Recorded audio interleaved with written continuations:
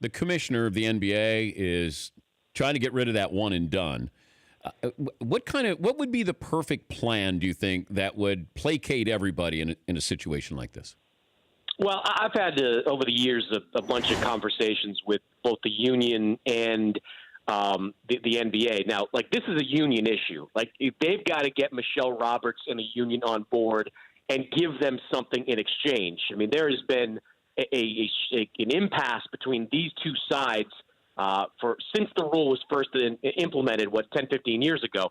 And Roberts, to this point, has always said to me, and people at the union have always said to me, that there's got to be something significant sent back in return. Now, I don't know exactly what that is at this point, but there's going to have to be either a spike in player salaries, extension of the number of years. There's going to have to be a significant give back to the union. The NBA would love to have a rule in place. I think a compromise might be, Dan, kind of a rule where they say you can come out after your senior year, but if you go to college, it's 2 or 3 years. I can see that being a rule that they can agree on, but the only way they can agree on it is if the players' union financially gets something in return.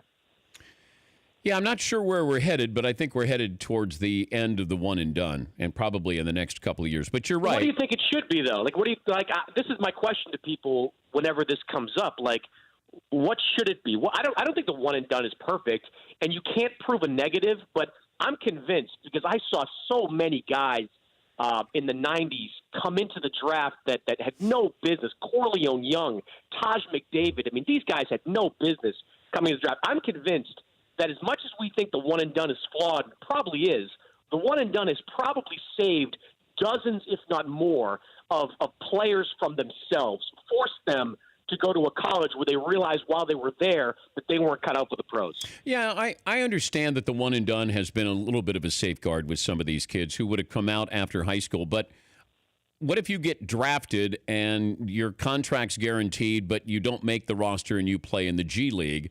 That's a possibility here. I just think college has to get back to being college. You know what? They've embarrassed themselves because they acquiesce to these kids who come in. They don't want to be there. Hey, we'll look the other way. You don't have to go to class, and we'll rent you for 6 months. You play the game. We play the game. Everybody benefits, and we move on happily ever after until the next wave comes in. College has to go back to being a place of higher education, learning, and not being made fools out of. I completely agree, and it is kind of a utopian viewpoint of college. But even if they change these rules, is college really going to ever be college? I mean, are major programs not going to continue to go out of their way to make things easier for student athletes? Will money stop changing hands, as we've seen with this college basketball scandal? I mean, maybe it happens on a lesser scale, but I've given up believing that there's any hope for college sports ever developing into that true amateur system that we all kind of want it to be. I think it's always going to be a flawed and probably corrupt system for the foreseeable future. Yeah, probably so, because there's so much money at stake. For more Dan Patrick Show, tune to Audience Channel 239 on DirecTV or download the Dan Patrick Show app.